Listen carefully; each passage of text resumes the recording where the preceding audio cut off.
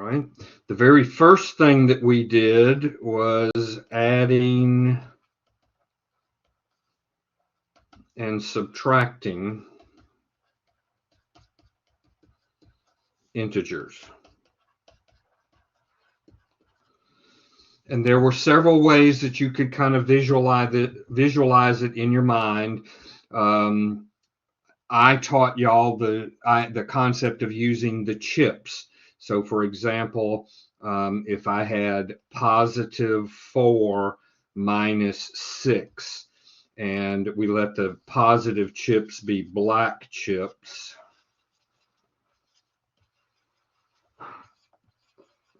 and the negative chips be white chips, for example. I think we used yellow and red. As long as you realize that one of these were positive and the others were all negative. And a positive and a negative cancel each other out. So those cancel, those cancel, those cancel, those cancel, and what's left is -2.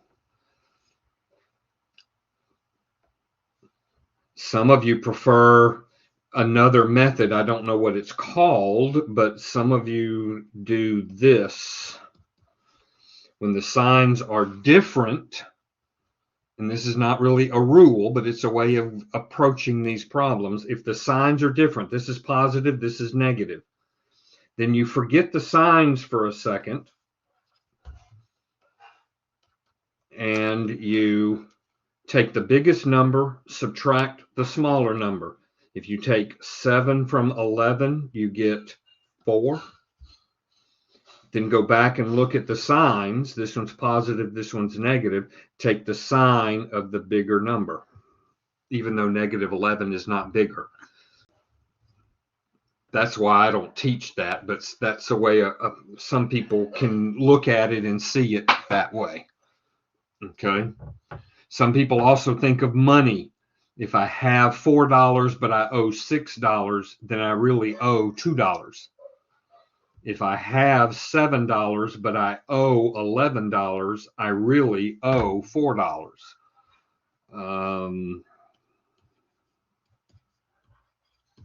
If I owe $3, but I have $5, then I really have $2 in my hand because I owe 3 of those dollars. Whatever works for you so that it makes sense and for you to be able to see it in your mind. But remember, we talked about the fact this was one of those things you got to know. You got to know your times tables from 1 times 1, 10 times 10. You got to know place value chart, and you got to know how to add, subtract, multiply, and divide integers.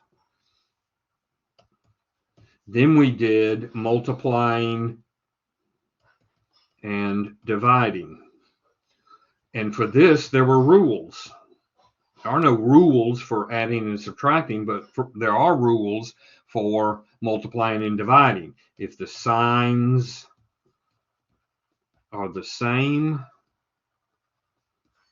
we get a positive answer.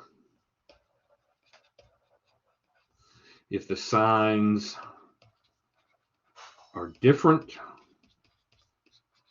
we get a negative answer.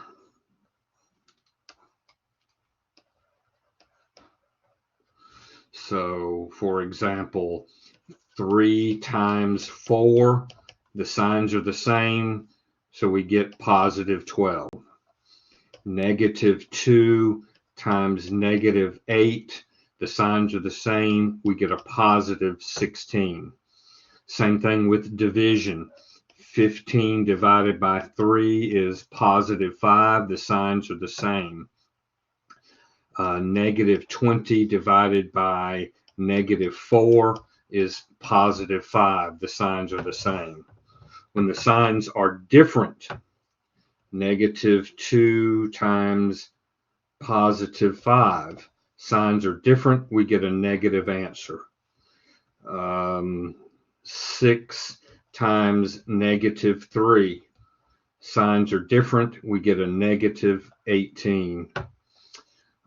25 divided by -5 is -5. Signs are different, we get a negative answer. -36 divided by 6 gives us -6. The signs are different, our answer is different. Then after we did that,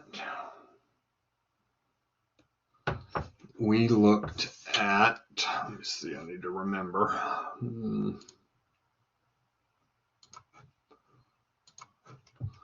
After we did multiplying and dividing, then we did ordering.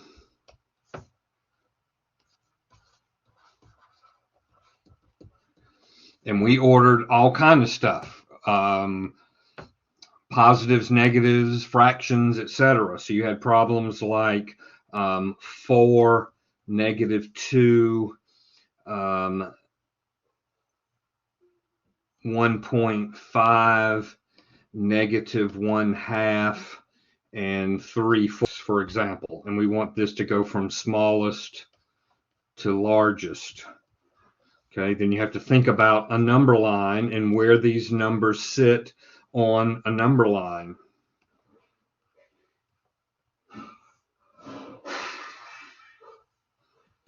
Okay, and we talked about the fact that on the positive side, as we move to the right, the numbers get bigger.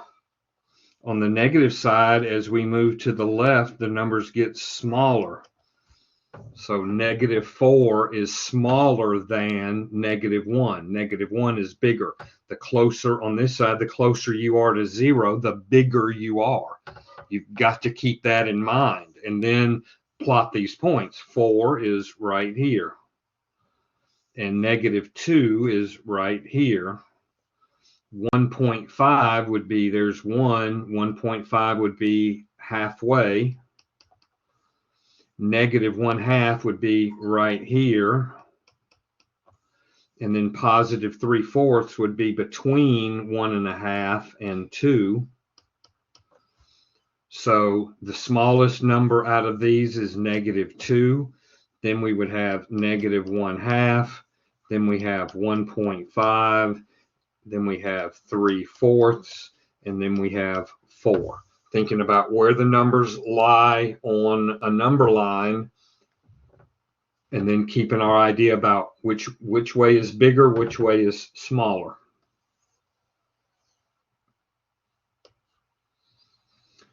Then after we did that, we did absolute value.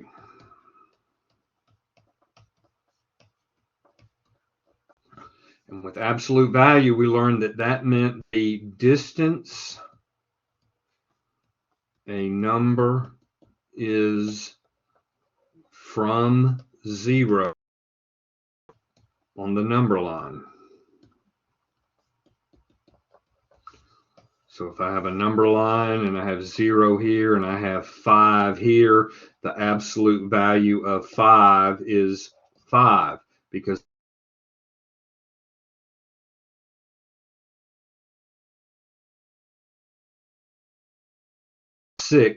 the absolute value of -6 is +6, because it's 6 units to get back here to -6.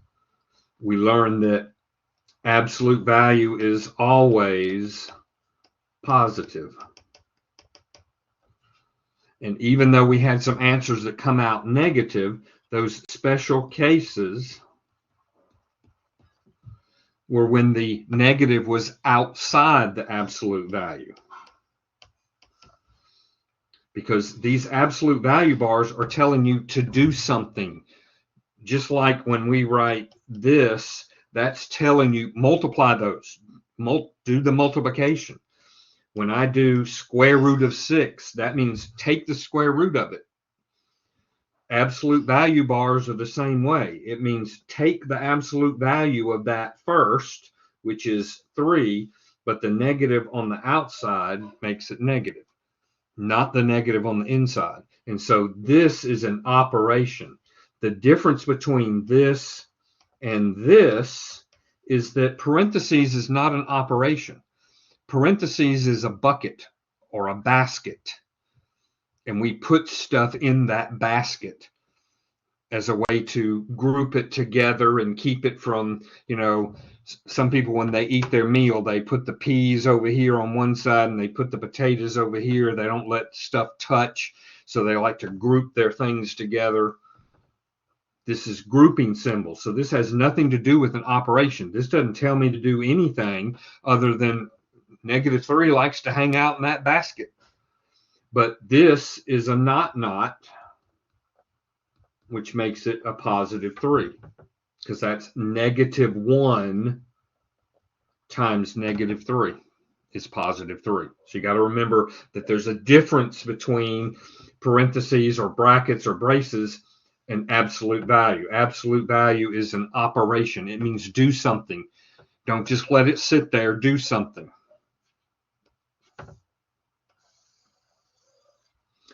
Then after that, we covered order of operations.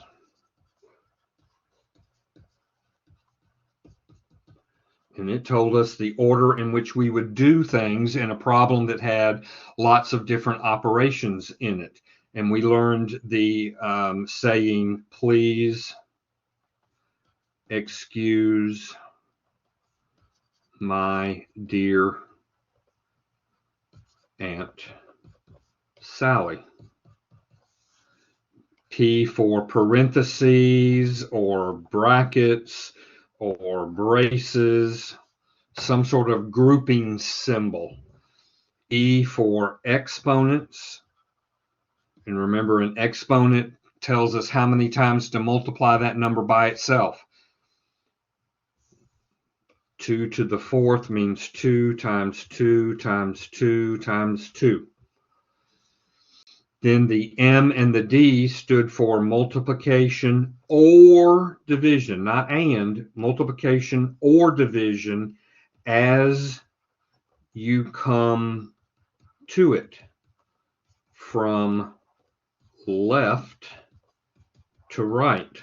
So just like if you were reading words or a sentence, we always start on the left and read to the right. We do the same thing with the order of operations. We do multiplication or division starting on the left and moving to the right. And then finally, the A and S stood for addition or subtraction as you come to it from left to right. And then we looked at all kinds of problems where we had to determine if there's a parentheses and then do what was inside of it, see if there were any exponents, etc. And then the last thing we did in this unit was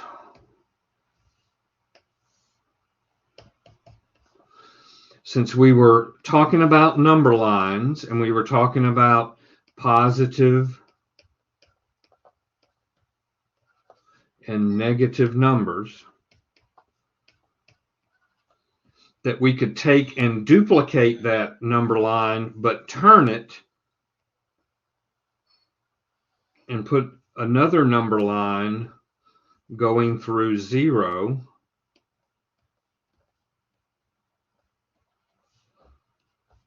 where we had a positive side and a negative side. This is called a coordinate plane, not an airplane. Coordinate plane is in flat surface. And coordinate meaning position. The word coordinate means position or address.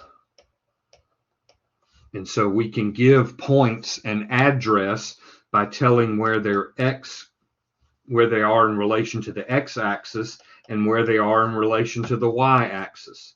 X is always first, y is always second. X comes before Y in the alphabet, so that's how you can remember it. And so we would call that the x-axis. This would be the y-axis. And then if I needed to plot the point 1, -3, then I start at the origin. I go in the x direction, +1, and then in the y direction, -3. And so the point -1, -3 would be sitting right there. And so coordinate plane ties in with integers because we have positives and negatives, two number lines with positives and negatives that cross each other. Okay, so that was the unit on integers. All right, 5i.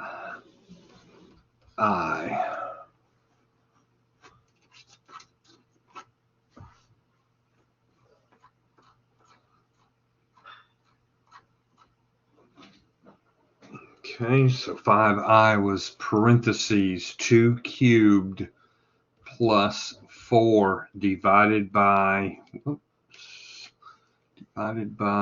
2 parentheses minus parentheses 6 squared divided by 4 times 2. Please excuse my dear Aunt Sally.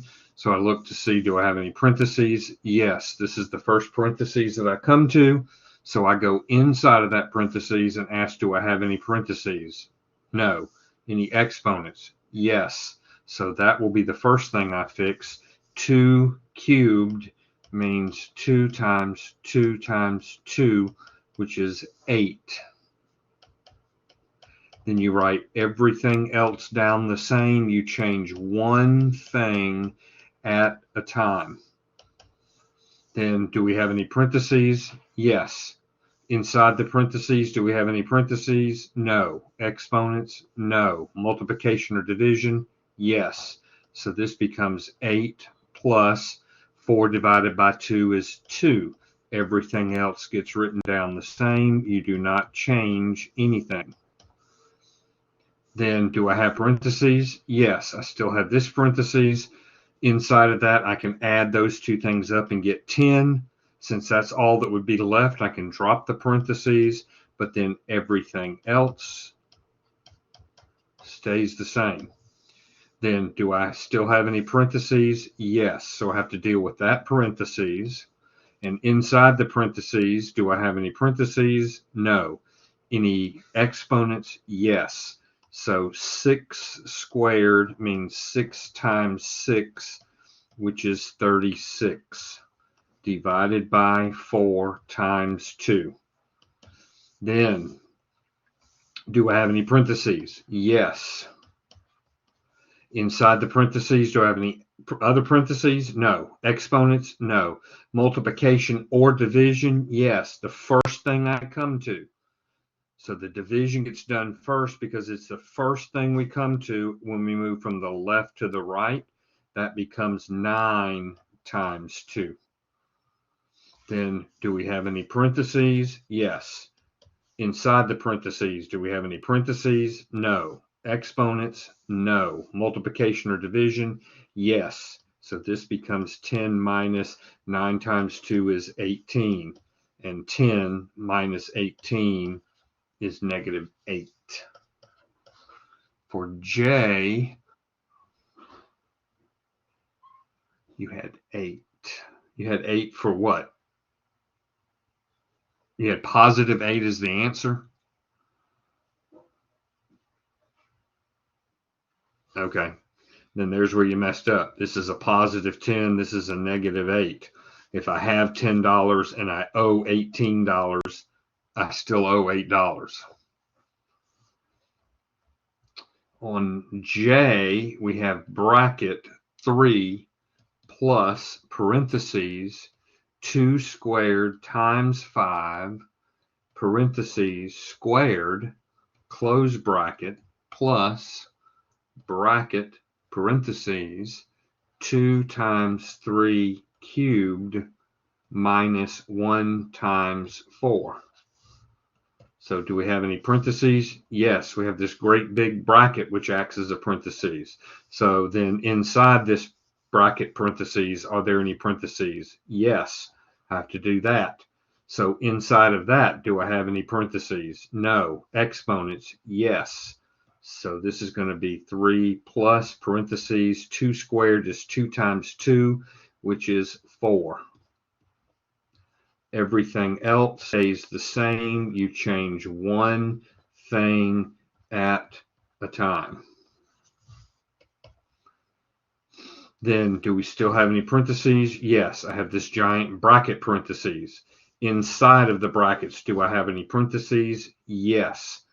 So I have to do what's inside of that parentheses first. So this becomes bracket 3 plus 4 times 5 is 20. That'll be the only thing left. So I don't need the parentheses anymore, but it is raised to the second power. Everything else stays the same. We do not change anything.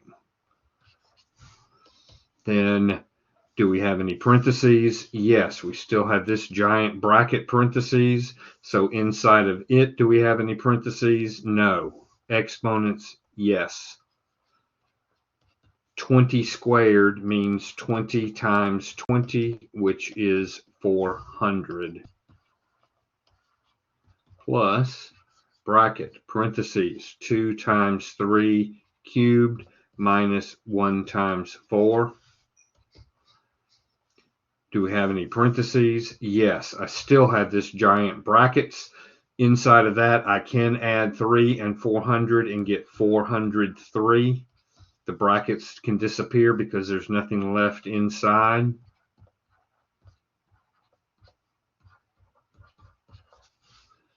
Then any parentheses? Yes, I have another big bracket. Inside of it, do I have any parentheses? Yes. So I have to do what's inside that parentheses.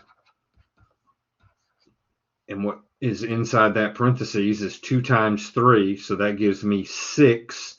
I can drop the parentheses since there's nothing else left in it, but I am raising it to the third power. Okay, then let me erase some of this one. Pick back up right here. We have 403 plus. Do I have parentheses? Yes, still have this giant bracket. Inside, are there any parentheses? No. Exponents? Yes. So this becomes 6 cubed means 6 times 6 times 6, and that's 216 minus 1 times 4. Then do we have any parentheses? Yes, we still have this bracket. Inside of that, do we have any parentheses? No. Exponents? No. Multiplication or division? Yes. So inside we have 216 minus 1 times 4 is 4. Then do we have any parentheses? Yes, we still have a giant brackets that we need to fix. And so 216 minus 4 is going to be 212. And we can drop the brackets because there's nothing else left inside. And then 403 and 212 is 615. If you can do that one, you can do any of them that they're going to give you on the test.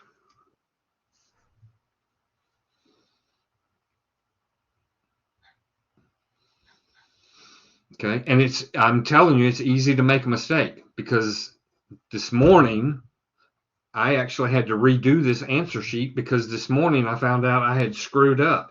I went from this step right here, and instead of writing a 3, I wrote a 2. I didn't catch that this was cubed, and I changed it to squared, and it threw off the whole answer.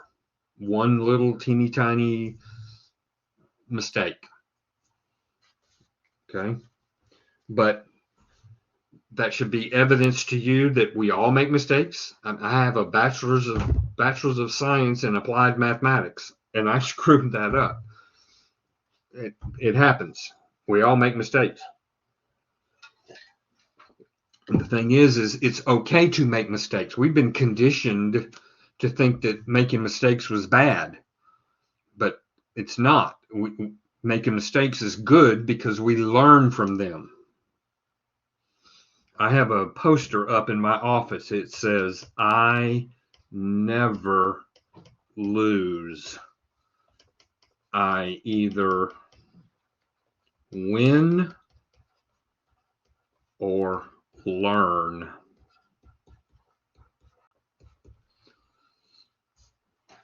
I never lose. I either win or I learn.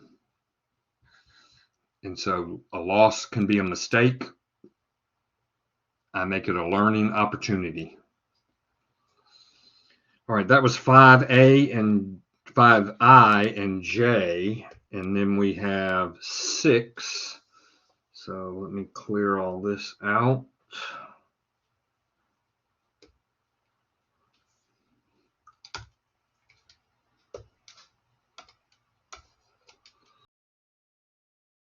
If you liked this video, please click on the thumbs up. If you want to see more videos like this, please click on the subscribe button. And if you want to be notified when new videos are posted, please click the bell.